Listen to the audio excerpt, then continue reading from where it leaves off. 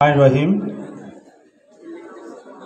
SSC পরীক্ষার্থী 2025 দোয়া ও বিদায় অনুষ্ঠান।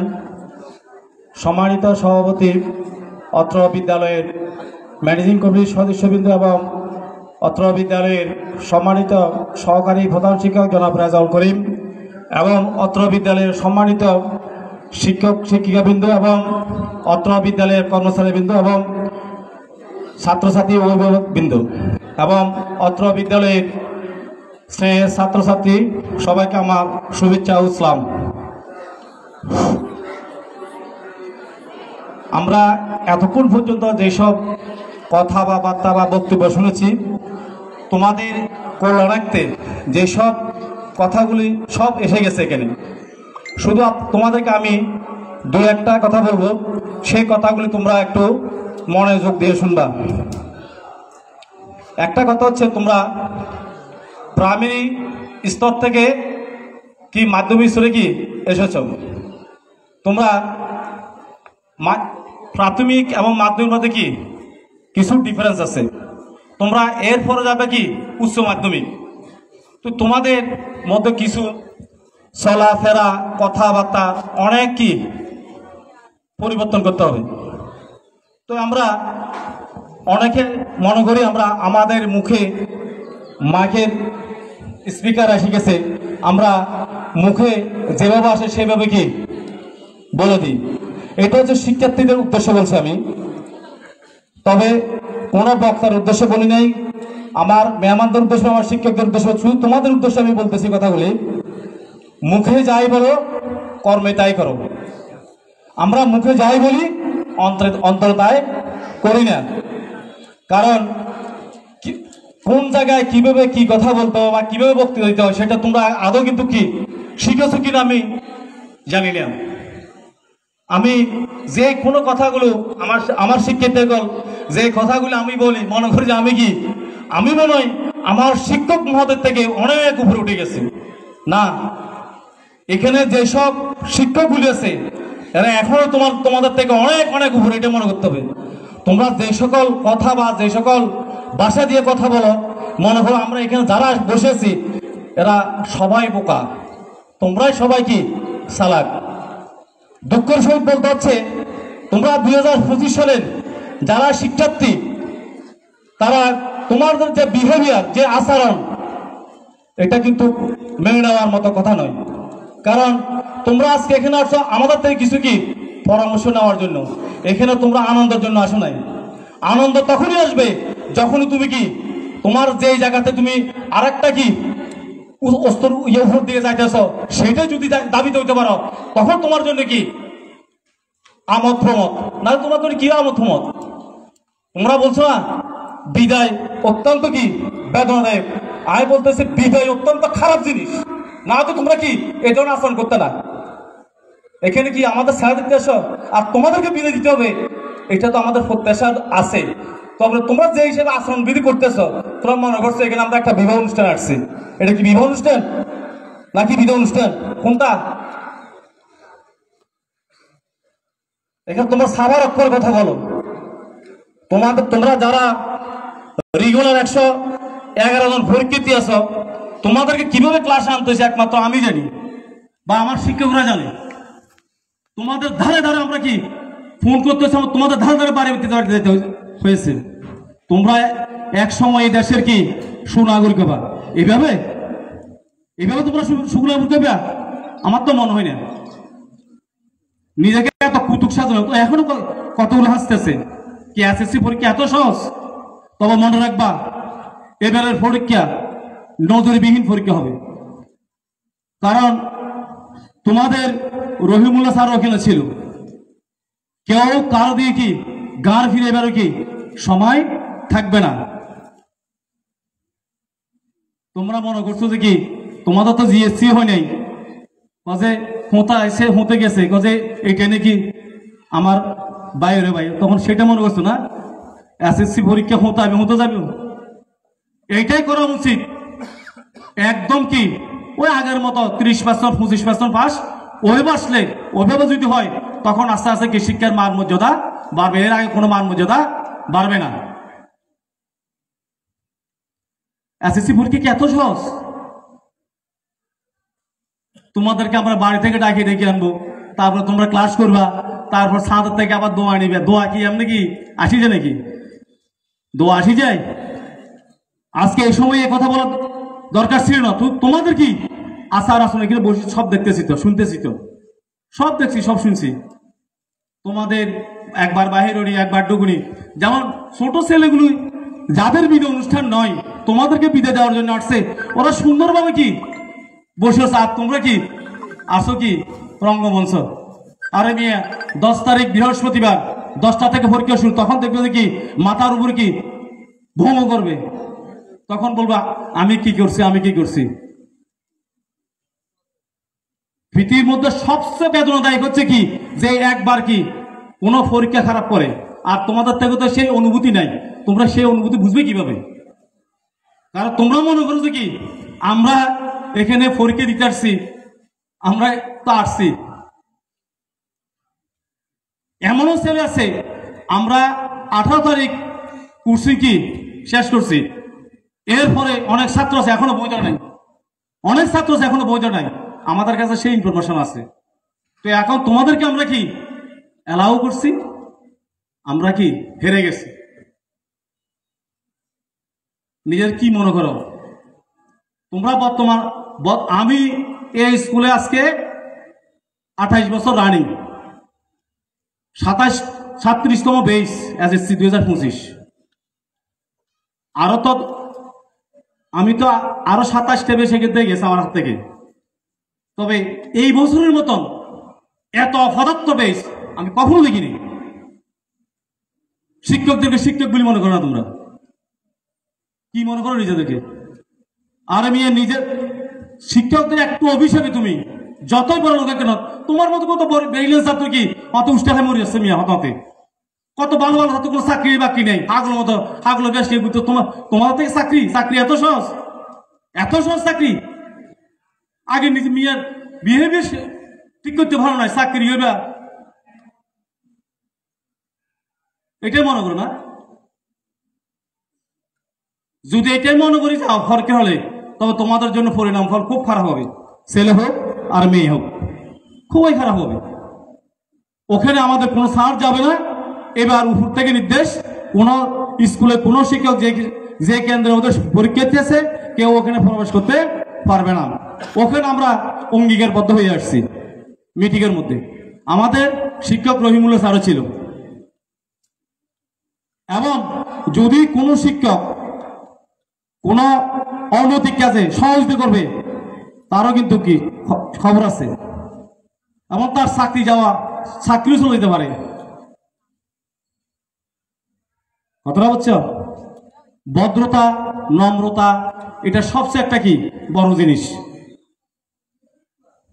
তোমরা এখানে আজকে বিদায় অনুষ্ঠান নিয়ে আসছো, ওখানে তোমাদের কোনো ভদ্রতা, তোমরা কি পরীক্ষার ফলে কি এসে ভালো কিছু দেখাতে পারবা? আমার তো মনে হচ্ছে না।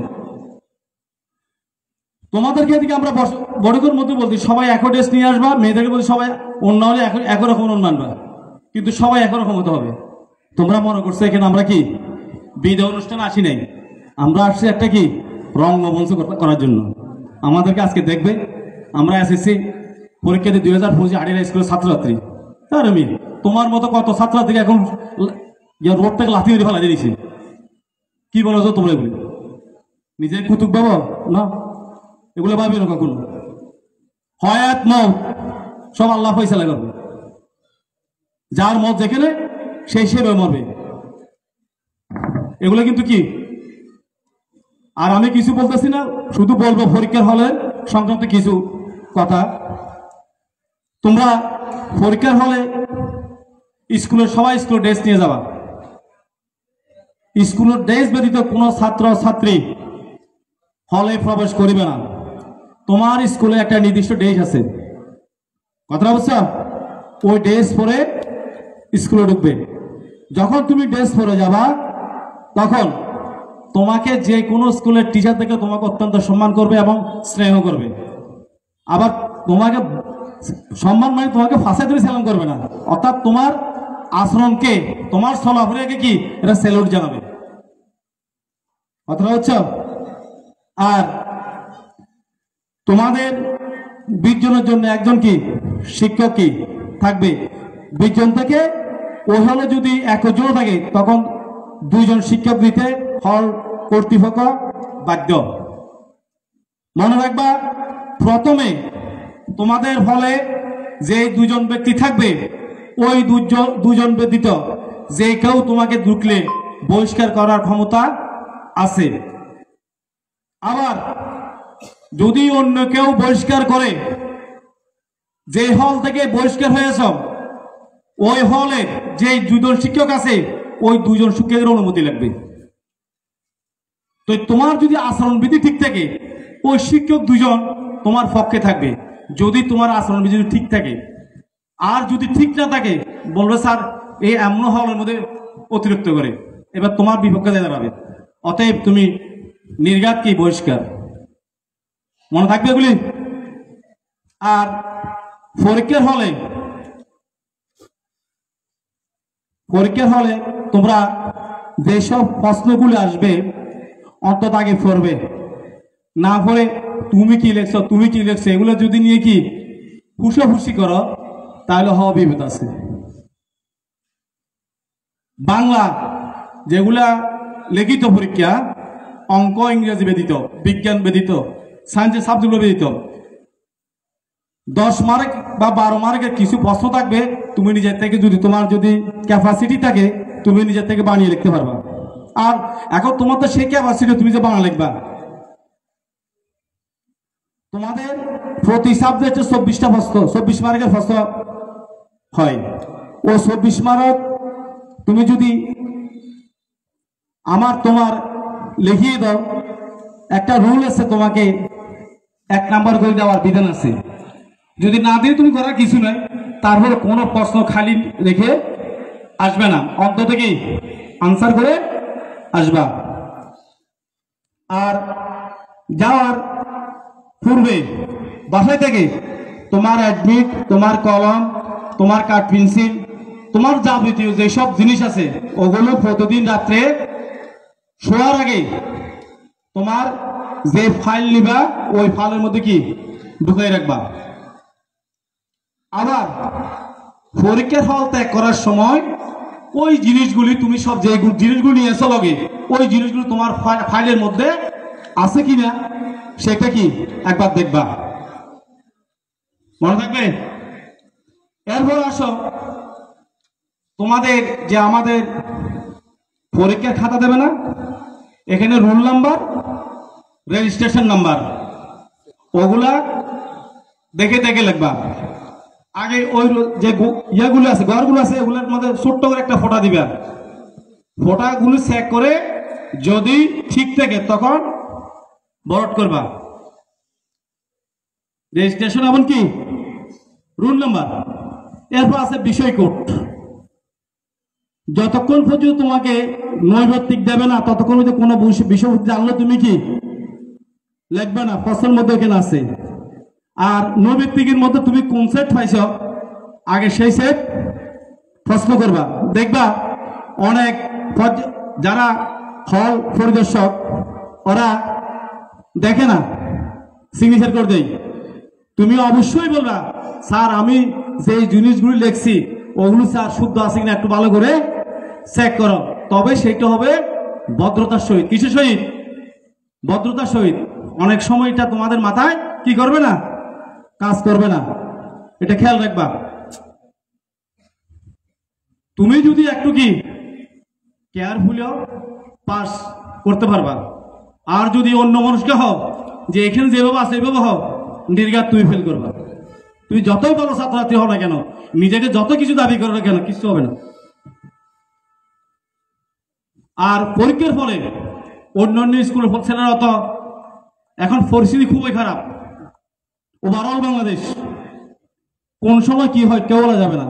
পরীক্ষার হল কি করা হবে, পরীক্ষার হল কি সহজ হবে সেটা বলা যাবে না।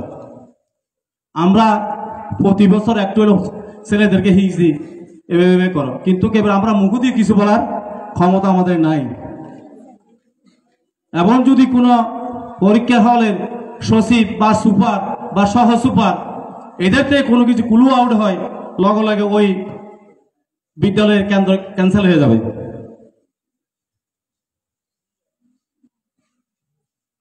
এই কথাগুলো স্মরণ রেখে পরীক্ষার হলে যাবা।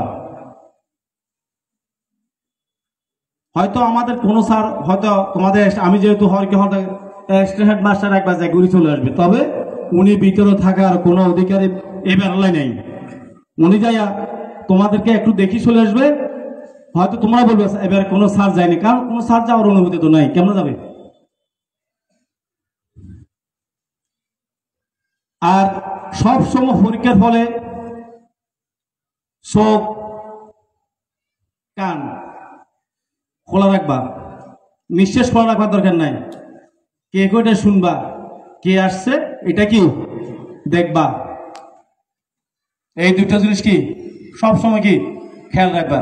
প্রথমে তোমার পরীক্ষা কেন্দ্রে কি হলে রুমে কে ঢুকছে, এই এরা ঢুকার পর আবার কে কে ঢুকতেছে আসতেছে, সব সময় কে বলে খেয়াল রাখতে হবে, বুঝছো?